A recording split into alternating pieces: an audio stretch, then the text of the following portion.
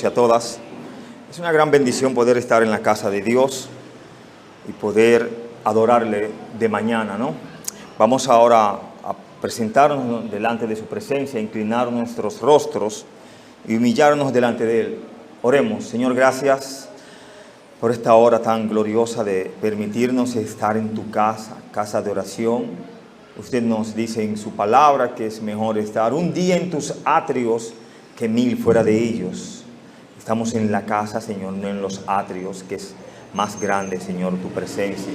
Pedimos a aquellos que han puesto en su corazón estar aquí, que les permitas llegar y así gozarnos, Señor, por medio de lo que ya hemos visto y de lo que usted nos ha prometido ver aún más.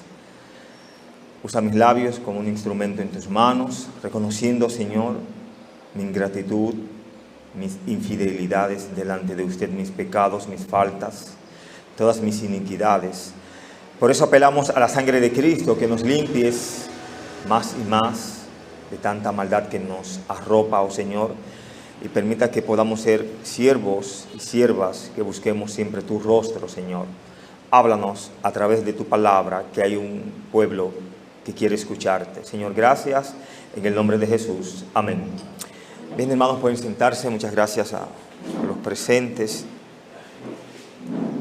Hemos estado compartiendo este tema acerca de este gran hombre de Dios, un hombre que la palabra de Dios lo presenta como un hombre manso, un hombre que pudiéramos decir que fue el único que Dios le permitió ver su gloria, ¿no?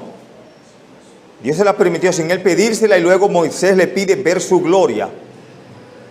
En la zarza Moisés nos pidió ver esa gloria, pero en Deuteronomio por allí 32, 33, él sí le dice a Dios, muéstrame tu gloria y ya, me basta. Bueno, casi no le estaba pidiendo a Dios. Dios en su infinita misericordia le permitió a Moisés ver que la gloria de Dios, hermanos, incluso le da explicaciones de cómo él debía estar para no poder ver lo que no podía ver. Dice que muchos estudiosos piensan que bajo fuertes medidas de seguridad Dios pudo colocar a Moisés en un momento, en un espacio, tiempo, lugar, y de unas pequeñas rendijas ver todo lo que veía, pero con mucho cuidado no verlo todo, solo ver como la espalda de Dios, ¿no? Allí esto nos habla de lo que es un antropomorfismo, Dios mostrándose a los hombres de la forma que el hombre puede verlo o entenderlo. En esta lectura que tuvimos, los versos 18 hasta el verso 31, vemos grandes bendiciones y vemos cómo Dios no solamente le habla allí en la zarza a Moisés, sino que le sigue hablando. El texto no nos dice en qué momento o de qué forma se le aparece y le habla, solamente le dice que le habla. Más adelante llama mi atención que Dios le habla a Aarón también y le dice, ve a recibir a tu hermano, ¿a dónde? En el desierto. Mira que ellos de una u otra manera se iban a encontrar, porque Moisés sabía dónde encontrar a quién. A Aarón, de hecho, eran hermanos. Pero también vemos algo interesante, que había leído eso por mucho tiempo, yo sé que usted también, cuando Dios se le aparece a Moisés y quiere matarlo. No lo dice el texto ahí, no lo leímos. Y no está lejos. Verso 24 nos dice, y aconteció en el camino que en una posada Jehová le salió al encuentro y quiso matarlo. Y alguien con mucha sapiencia y habilidad toma las riendas por las manos. Verso 25. Entonces Séfora tomó un pedernal afilado y cortó el prepucio de su hijo y lo echó a sus pies, diciendo, a la verdad, tú me eres un esposo de sangre. Así le dejó luego ir. Hermanos, hubo una lucha entre Dios y Moisés. Muchos estudiosos piensan que esta mujer Séfora, al no ser israelita y ser una mujer cusita, no llevaba la tradición o la ley oral de Dios. Pero ella vivía con un israelita, que era Moisés.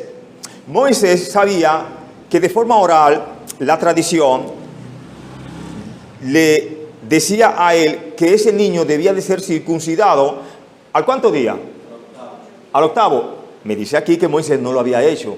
No no entendemos o no sabemos por qué Moisés, sabiendo tanto de su cultura, no había cumplido esta orden. Otros creen que la mujer se oponía. Ese es mi hijo, eso es una barbaridad, agarrar a un niño tan pequeño y hacerle eso. Bueno, ellos no querían. Dios le dijo que no era barbaridad y que no era lo que ellos querían hacer, era lo que estaba establecido ya. Y mire que a quien le correspondía como israelita circuncidar al niño, ¿a quién eran? Al papá. De hecho, Dios a quién enfrenta y a quién corrige, pero utiliza las manos de la misma Séfora para que haga el trabajo. ¿Qué cosa, no? Cuando Dios dice que se tiene que hacer, hagámoslo. Porque si no, al que no le gusta hacerlo, Dios va a elegir a ese para que lo haga.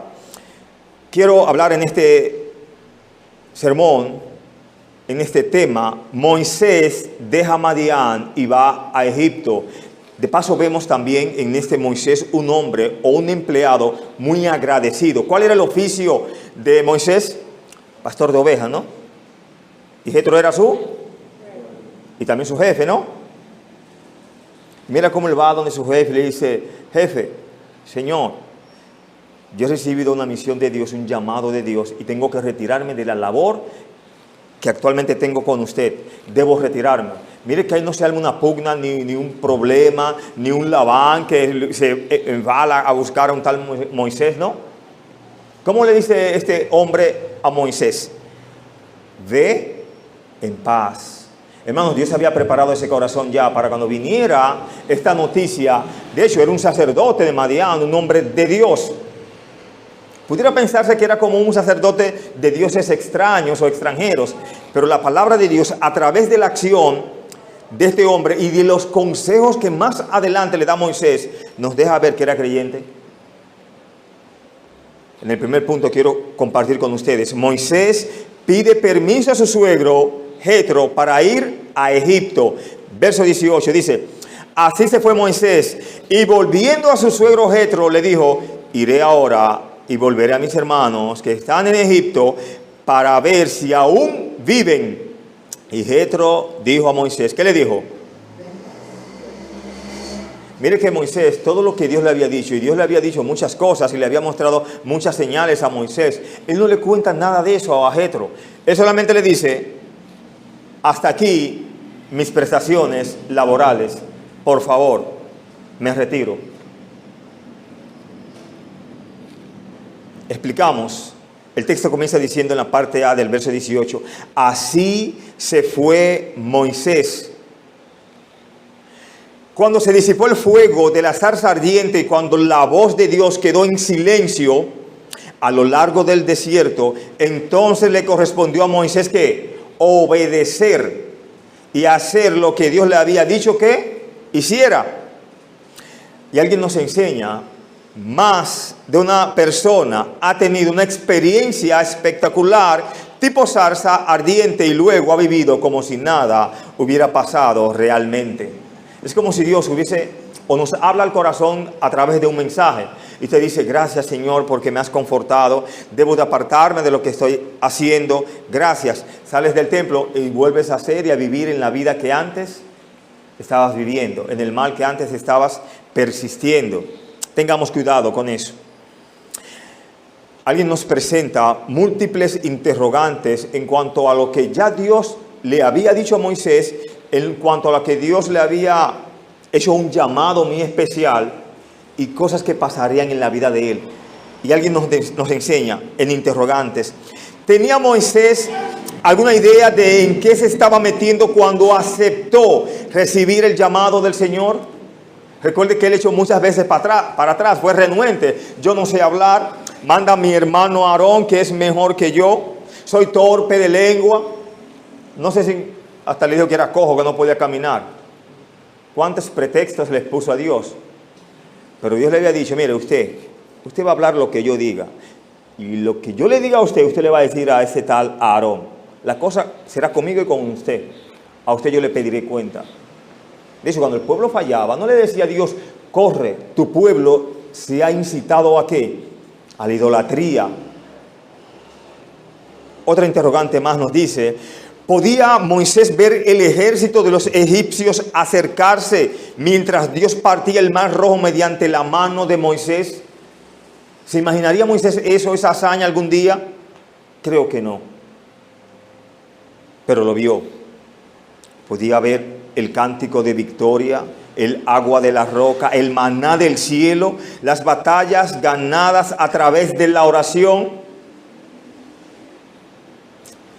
Podía ver la visión de Dios en el monte Sinaí, la voz de Dios desde el cielo, las tablas de piedra, el becerro de oro. Podía ver el tabernáculo construido, los sacerdotes consagrados. Podía ver a los espías enviados a Canaán, la respuesta de incredulidad y una sentencia de 38 años de vagar por el desierto. Podía ver una subida solitaria a la cima del monte Pisga, donde moriría contemplando la tierra prometida. Tierra que le pidió a Dios que le ayudara, ¿no? Ver, entrar allí. Pero yo le digo, venga, no hay problema. ¿Usted quiere ver allá? Súbase acá, vamos, al monte Pisga. Mire, eso es la tierra prometida. Usted no va a entrar, puede verla. Hermosa, ¿no? Qué duro para Moisés, ¿no? Tener que enfrentar eso. Pero hay algo muy hermoso más adelante donde dice, podía ver el honor de sentarse junto al Señor en el monte de la transfiguración. ¿Tenía Moisés alguna idea de qué o de en qué se estaba metiendo? Hermanos, el apóstol Pablo nos enseña horrenda cosa es caer en qué, en manos del Dios vivo. Mire que usted puede caer en lo malo y Dios lo libra. Pero de la mano de Dios, ¿quién lo puede soltar? Paradójico, ¿no? El Señor dice en su palabra que fuera de Él, apartados de Él, nada podéis hacer. Lo importante de Moisés fue que contestó y dijo, iré ahora y volveré a mis hermanos que están en Egipto para ver si aún viven. Y Jetro dijo a Moisés, ve en paz. Mire que Moisés piensa, iré ahora a ver a mis hermanos, a ver si aún viven. Pero Dios le dice más adelante a él, vaya a Egipto porque todos los que procuraban tu mal han muerto. El corazón de Moisés estaba pendiente de sus hermanos y mató por sus hermanos. Y también tuvo que huir por sus hermanos también. Y pagar la cuava, como decimos, la disciplina, tenerla que pagar, ¿no? Valga la redundancia. Mire cómo Dios le limpia y le allana el camino a Moisés. Eran pocos los que querían matar a Moisés. Desde Faraón hasta sus súbditos querían a Faraón. Carta blanca con él. Donde quiera que apareciese, había un cartelón que decía, ¿cómo que se dicen los cartelones, hermano? Se busca. Y anda fuertemente armado, como dicen aquí nuestras autoridades. ¿Usted sabe qué significa eso, no verdad? Que se despida de sus familiares. Me corrige, hermano, si estoy equivocado.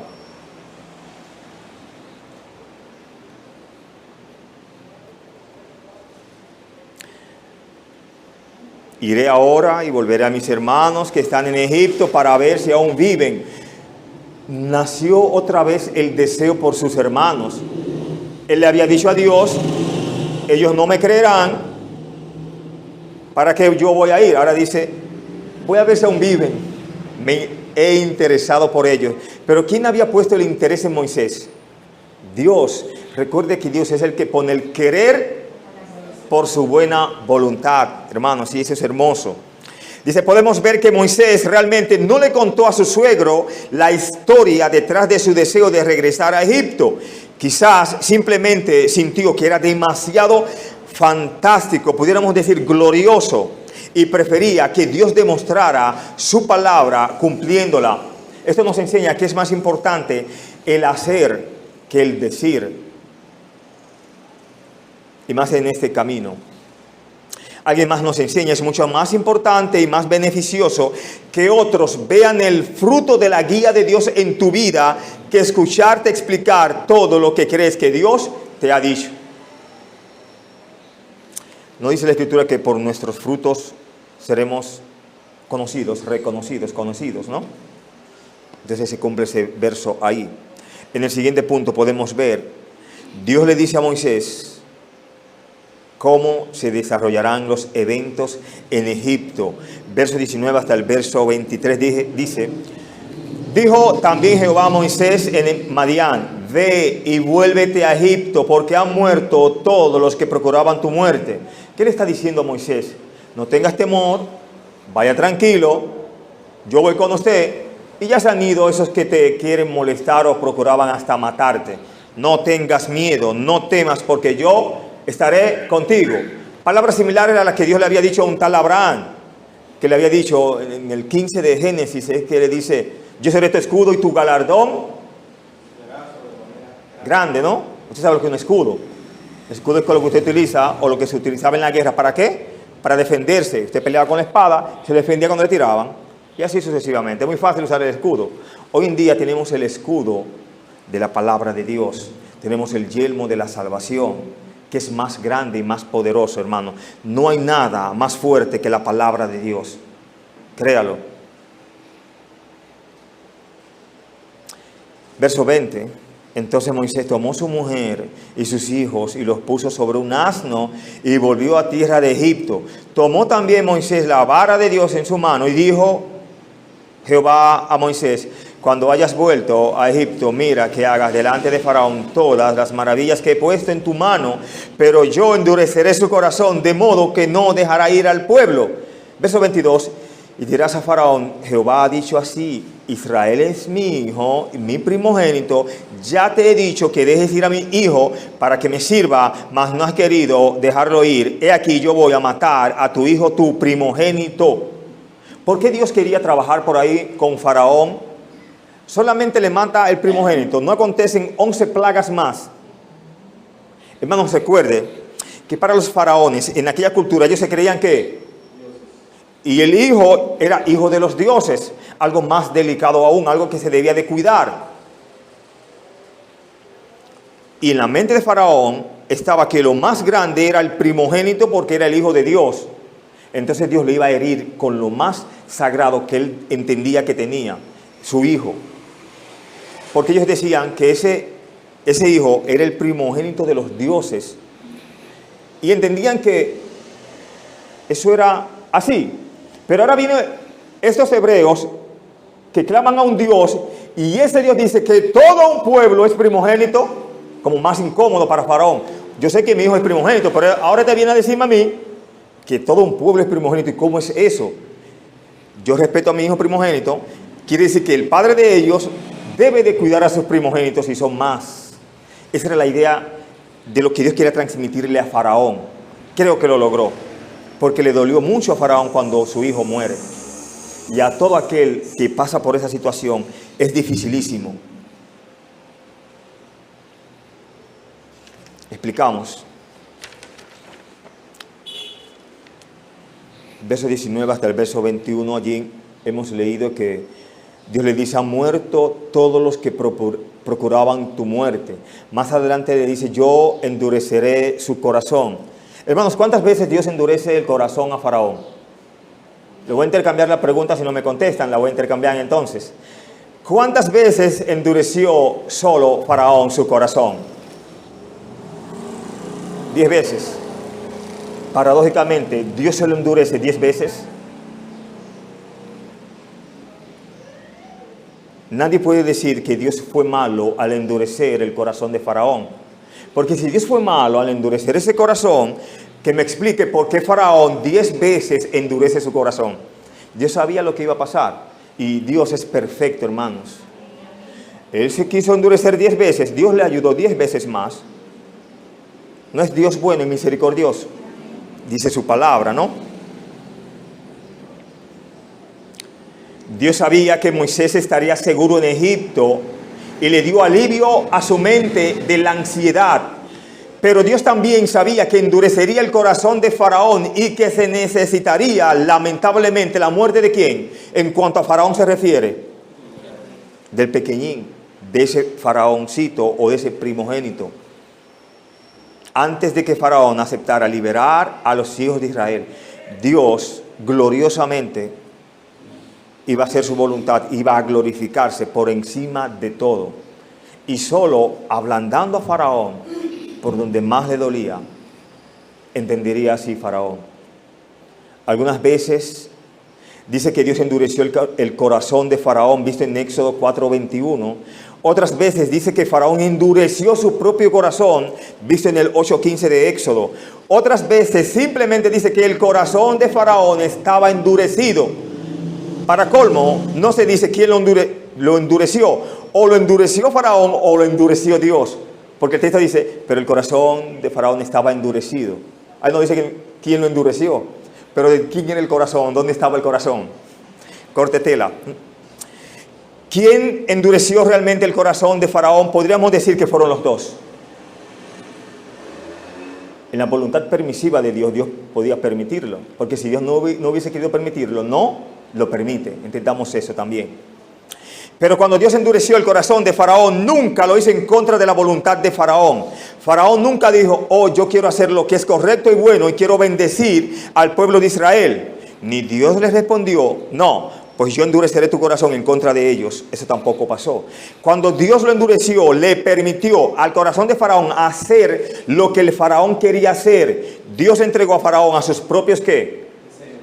Pecados y deseos, su libre albedrío. Y eso tiene una explicación desde la divinidad, desde antes de haber existencia humana en la tierra. Lo que pasa allá arriba, ¿no? Lo que pasó. ¿Quién le desobedece a Dios? ¿Y qué estrategia buscó para desobedecer y poder conquistar a 3/4 partes de la divinidad en cuanto a lo angelical se refiere? Ese es otro tema. Creo que usted entiende un poco. Dios le dice a Moisés que le diga, Israel es mi hijo, mi primogénito. Como imagen, Dios consideraba a Israel como a su primogénito. Y Dios sabía que habría un intercambio entre su primogénito Israel y el primogénito de Egipto. Un intercambio con dolor, un intercambio con sangre. Tú me tienes al niño prisionero. Yo no te voy a meter al tuyo prisionero, yo me lo voy a llevar. Mano, son cosas de Dios y no le podemos decir a Dios qué haces. Eres malo, no eres misericordioso, al contrario, justo y bondadoso eres, hágase en mí tu voluntad. En los versos 24 hasta el verso 26 vemos aquí que nos dice la palabra de Dios en este punto. La vida de Moisés es salvada en el camino. Dice el verso 24 hasta el verso 26, y aconteció en el camino que en una posada Jehová le salió al encuentro y quiso matarlo. ¿Quién es el que se le aparece aquí a Moisés? El ángel de Jehová. Dice Jehová aquí, ¿no? Aquí sí no podemos discutir que no es Jehová. En una aparición, una preencarnación de Cristo en el Antiguo Testamento, valga la redundancia. Entonces Séfora tomó un pedernal afilado y cortó el prepucio de su hijo y lo echó a sus pies, diciendo, a la verdad, tú me eres un esposo de sangre. Así le dejó luego ir y ella dijo, esposo de sangre, a causa de la circuncisión. Alguien nos enseña, este es un evento misterioso, pero al parecer Dios estaba confrontando a quién aquí, a Moisés. Y pudiéramos decir a su familia. Porque ¿quién es que toma Dios exactamente a la cabeza? Pero ¿quién era el que iba realmente a morir? Tenía que morir porque no estaba limpio conforme al rito que Dios le había dicho a ellos, conforme a la ordenanza. Y mire que él no sale con un solo niño, porque el texto me dice con sus hijos. Quiere decir que si había hijos, uno era el primero y ese era el primogénito. Un interrogante nos dice,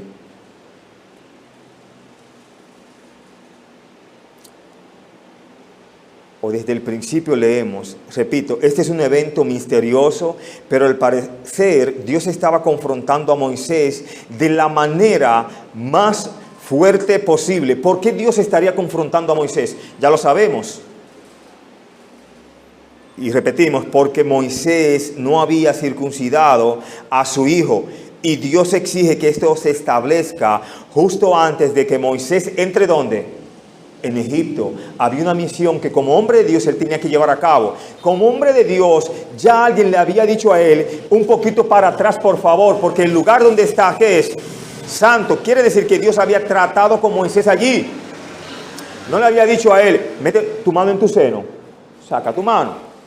¿Qué pasó cuando la sacó? Tenía lepra, ¿no? No es incurable aún hoy la lepra, pero él la volvió a meter en el seno y la volvió a sacar. ¿Y cómo estaba? Limpia, ¿no? ¿Quién le había limpiado eso, hermano? Gloria a Jesús, entonces. El único que nos puede limpiar. Porque Moisés no había circuncidado a su hijo y Dios exige que eso se establezca justo antes de que Moisés entre en Egipto y comience a cumplir el llamado de Dios. A menudo hay un punto de confrontación en la vida del creyente en el que Dios exige que dejemos a un lado algún área de transigencia y no nos permitirá progresar hasta que lo hagamos. No tuvo Dios que dejar, no tuvo que Moisés, dejar eso ahí de ese hijo. No tuvo que Moisés dejar todas sus ansiedades, todas sus inquietudes. Y vamos, no quiero utilizar una palabra vil, por así decirlo, o no correcta. Tantas cosas que Moisés dijo que para no ir, y como quiera al final tuvo. Bien. A la verdad, tú me eres un esposo de sangre. ¿Quién dice eso? ¿No sabía ella que él era un israelita? Se dio cuenta que Dios es real entonces, porque ¿quién se le apareció a ella?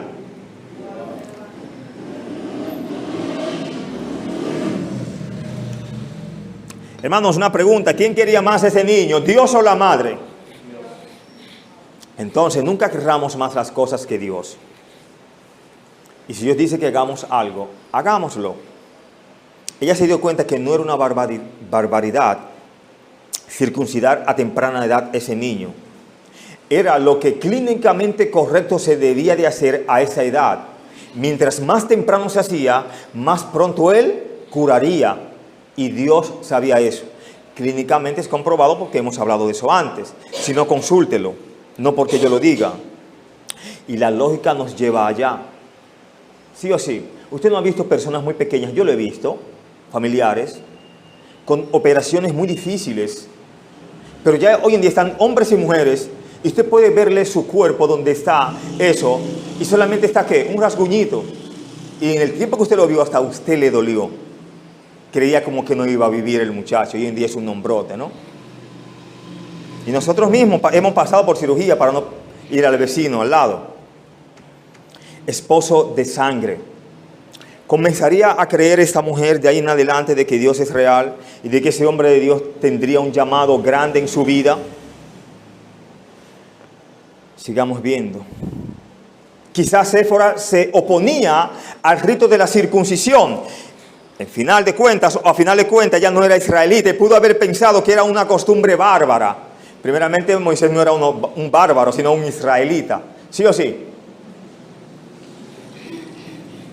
Quizás fue por eso que Dios responsabilizó a Moisés por no hacer lo correcto, aunque a su esposa no le gustara. Una situación difícil, ¿no? Ella es la madre del muchacho, él solamente es el esposo. Mujer, ese muchacho hay que circuncidarlo, marido no, ese no se le va a poner la mano, ese es mío. Bueno, como Moisés no pudo, vino alguien que sí puede hacer todas las cosas posibles. Dios mismo. Mire que Dios pudo utilizar a alguien más, sí o sí. No utilizó en el mismo tiempo de Moisés al nacer parteras para que cuidaran a ese muchacho. Aquí están las parteras ahí. No fue el médico por excelencia que estuvo ahí, el que no fallaba con el cincelo, con, ¿cómo llama el asunto? El bisturí.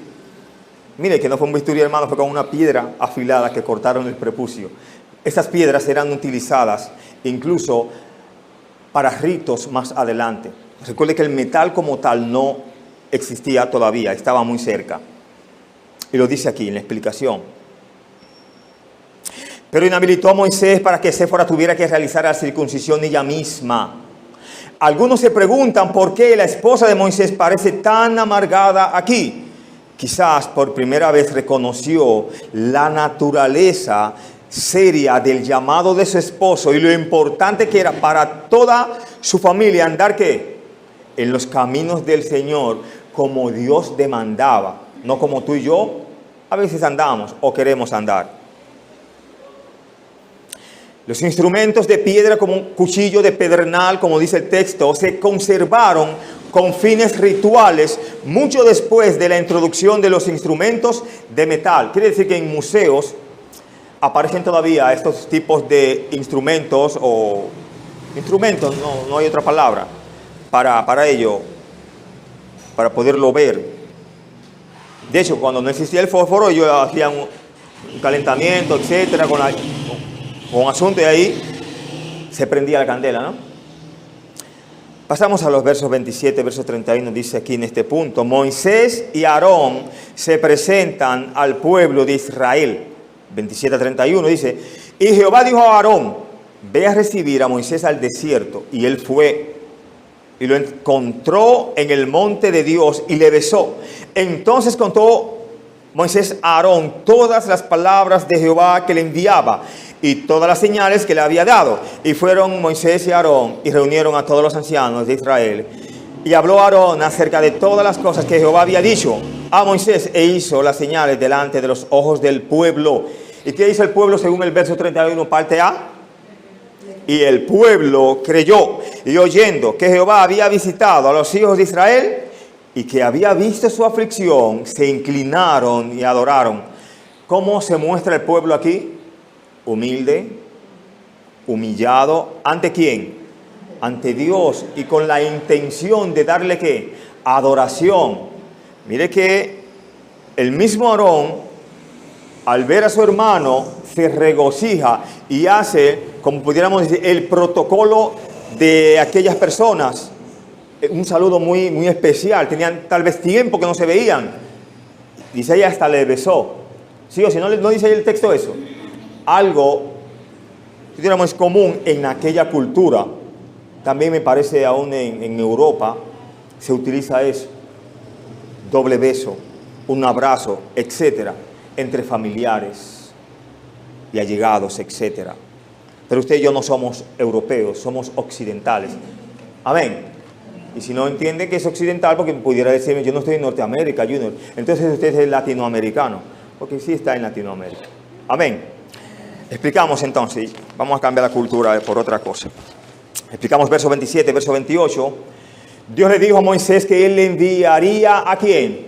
A Aarón, en el verso 14. Y ahora sucede, Dios le estaba mostrando a Moisés que él guarda ¿qué?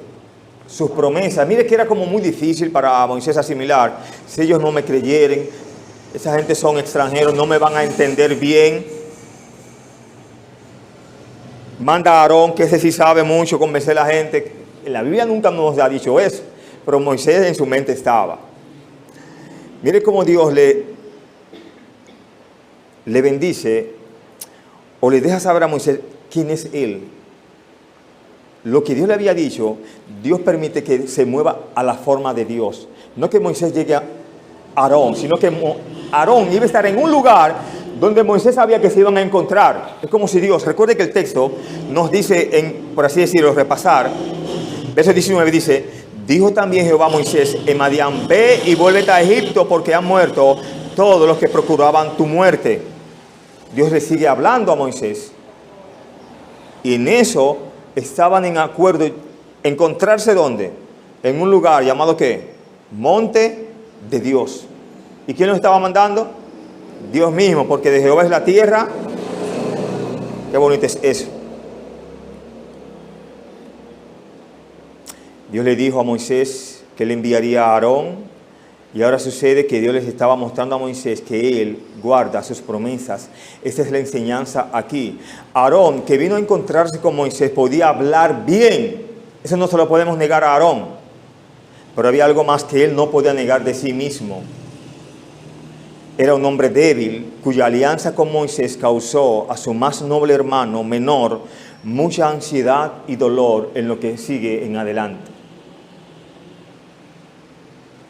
Verso 31 dice: y el pueblo creyó, Antes de ahí, una explicación más nos dice, el equipo de dirección funcionó tal como se había prescrito. Aarón hablaba y Moisés efectuaba todas las señales que le habían sido ordenadas. Ahora sí, y el pueblo creyó. Sucedió tal como Dios lo había dicho. Dios había prometido que ellos ¿qué? Escucharían la voz. ¿Por la voz de quién? De Dios. Viste en Éxodo 3:18. Y el pueblo de Israel lo hizo y su emoción era leal al anticipar la liberación de la nación.